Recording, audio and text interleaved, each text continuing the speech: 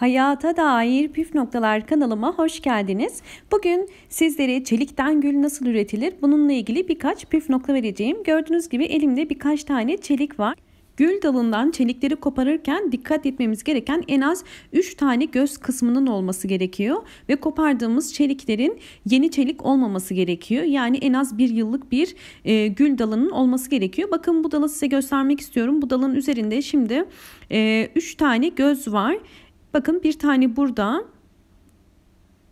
bir tane burada ve bakın bu şekilde bir tane de burada. Bu şekilde kopardığınız dalın üzerinde bu şekilde 3 göz olması gerekiyor. Kesimi ise bu şekilde olması gerekiyor. Bu şekilde kesimin nedeni ise köklenmenin daha da hızlı olması. Bu kesim ile köklenmenin daha da hızlı olmasına yardımcı olmuş olacağız.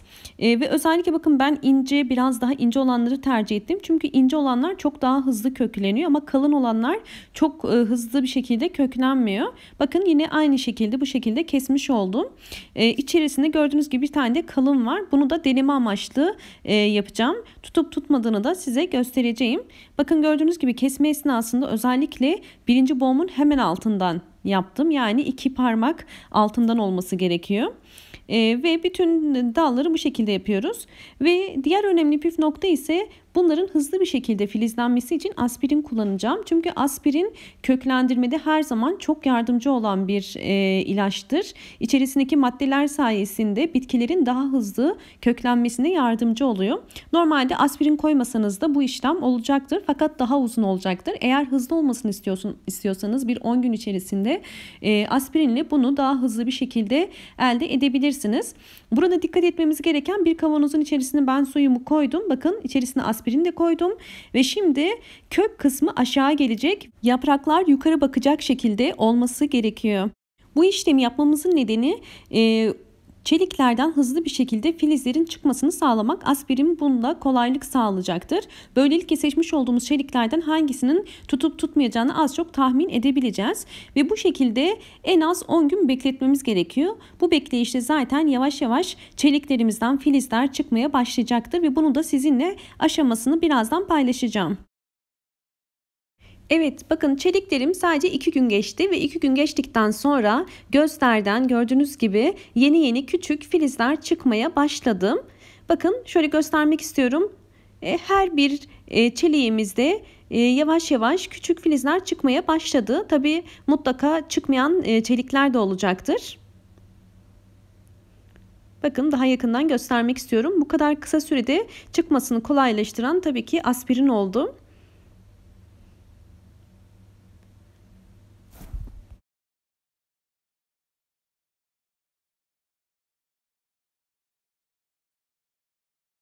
Evet, şimdi aradan 4 gün geçti ve 4 gün sonraki halini göstermek istiyorum. Bakın gördüğünüz gibi çeliklerdeki filizler daha da büyümeye başladı. Şu anda daha da belirgin filizlerimiz. Şu anda gayet sağlıklı. Bakın gördüğünüz gibi gözlerden hızlı bir şekilde filizlerimiz çıkıyor.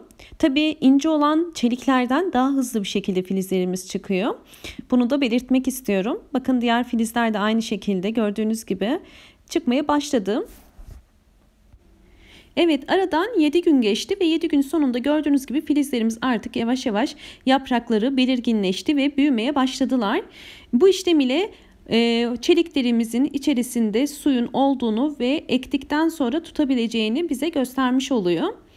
Bakın içerisinde sadece bir tane kalın var ve bu kalında henüz bir filizlenme görünmedi ama diğer ince olan dallarda ise filizlenme gayet güzel, başarılı oldu. Evet, aradan 10 gün geçti ve artık çeliklerimizdeki yapraklar yeterince büyüdüler ve ekim için artık hazırlar. Bakın göstermek istiyorum. Gayet güzel filizlendiler ve büyüdüler. Bunları bu aşamadan sonra artık ekmemiz gerekiyor. Bu işlem sadece bizim biraz önce belirttiğim gibi ekeceğimiz çeliklerin tutup tutmayacağını göstermek için bir ön aşamaydı. Tabii ki bununla sadece bitmiyor işlemimiz. Asıl önemli aşamaya geçiyoruz şu anda. Artık bunları köklendirmek gerekiyor. Çünkü bunlar uzun süre bu şekilde kalırsa belirli bir süre sonra artık çürümeye başlayacaktır. O yüzden yapraklarımızın, filizlerimizin tekrar sönmemesi için bunları ekeceğiz. Bakın gördüğünüz gibi sadece elimdeki bu kalın olan çelik tutmadı. O da çok kalın olduğu için zaten deneme amaçlı ben de bunu koymuştum. Evet, şimdi filizlerimizi, çeliklerimizi ekmek için uygun bir toprak gerekli.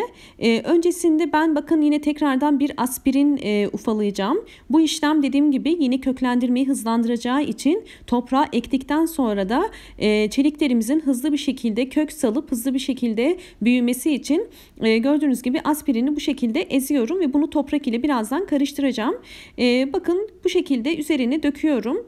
Tabii seçmiş olduğumuz toprak önemli. Sizlere tavsiyem, eğer gül ekecekseniz mutlaka kum karışımı olsun. Ben kum bulamadım maalesef. Marketlerde de bulamadım. Fakat eğer sizin bulunduğunuz şehirlerde varsa kaktüs toprağı da olabilir. Kum da çok daha hızlı bir şekilde güller kökleniyorlar. Yani köklendirme işleminizi kolaylaştıracaktır. Şimdi toprağımız yeterince hazır oldu. Bir işlem daha yapacağım. Size bir püf nokta daha vereceğim. Eğer çeliklerin hızlı bir şekilde köklenmesini istiyorsanız aspirin koyduktan sonra bir de bu yöntemi deneyebilirsiniz. Tarçın ve balı birbirine karıştıracağım. Tarçın ve balı kullanmamın nedeni ise yine aynı şekilde çeliklerimizin hızlı bir şekilde köklenmesine yardımcı olacaktır. Bal da yine aynı şekilde hızlı bir şekilde köklenmesine yardımcı olacaktır. Yani bu işlemi yapmak zorunda değilsiniz. Bunu yapmasanız da olur. Fakat daha hızlı bir şekilde sonuç almak istiyorsanız bunu yapabilirsiniz. Bakın sadece kök kısmını gördüğünüz gibi bu şekilde ucuna sürüp saksımın içerisine koyuyorum. Şimdi bütün çeliklerime aynı işlemi uygulayacağım. Evet, bu işlemleri uyguladıktan sonra dikkat etmemiz gereken diğer önemli püf nokta ise bu şekilde saksıda en az 1 ay boyunca bekletmemiz gerekiyor. Çünkü güllerimizin köklendiğinden emin olmadan çıkarırsak sonucu etkilemiş oluruz. O yüzden en az 1 ay boyunca evde bekletebilirsiniz. Fakat evde eğer bu işlemi bu şekilde bekletecekseniz saksının içerisinde mutlaka güneş alması gerekiyor. Güneş gül için çok önemli.